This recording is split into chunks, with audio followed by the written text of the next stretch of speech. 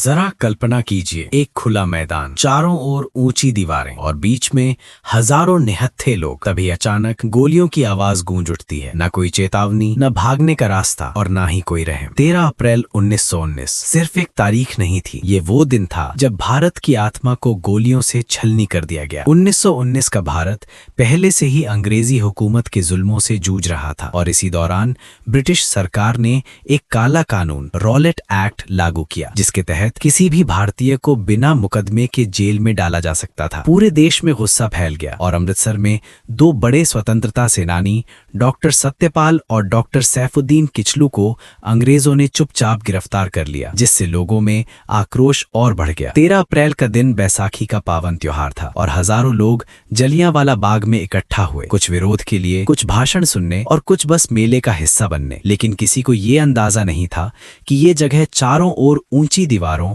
और बाहर निकलने के सिर्फ एक संकरे रास्ते के कारण कुछ ही मिनटों में मौत का मैदान बन जाएगी। शाम करीब 5:30 बजे ब्रिटिश अफसर जनरल रेजिनाल्ड डायर अपने लगभग 90 सैनिकों के साथ वहां पहुंचा। ना उसने भीड़ से कुछ कहा, ना चेतावनी दी और ना ही हटने का कोई मौका दिया, बल्कि सीधे फायर का आदेश दे दिया। अगले 10 मिनटों तक लगातार गोलियां चलती रहीं। लोग जान बचाने के लिए इधर उधर भागते रहे, लेकिन भागने का कोई रास्ता नहीं था। जो दीवारें फांदने लगे उन्हें गोली मार दी गई, जो जमीन पर गिर पड़े उन्हें भी नहीं छोड़ा गया और कई लोग जान बचाने के लिए एक कुएं में कूद गए, जो बाद में लाशों से भरा मिला। सरकारी आंकड़ों में 379 लोगों के मारे जाने की बात कही गई, लेकिन असल संख्या 1000 से भी अधिक मानी जाती है। सबसे डरावनी बात यह थी कि जब गोलियां खत्म हो गई तो जनरल डायर वहां से चला गया। न घायलों की मदद, न पानी की व्यवस्था और न ही इंसानियत की कोई झलक। और बाद में उसने ये कहकर अपनी निर्दयता को सही ठहराया कि उसका उद्देश्य भीड़ को हटाना नहीं, बल्कि उन्हें सबक सिखाना था। इस हत्याकांड ने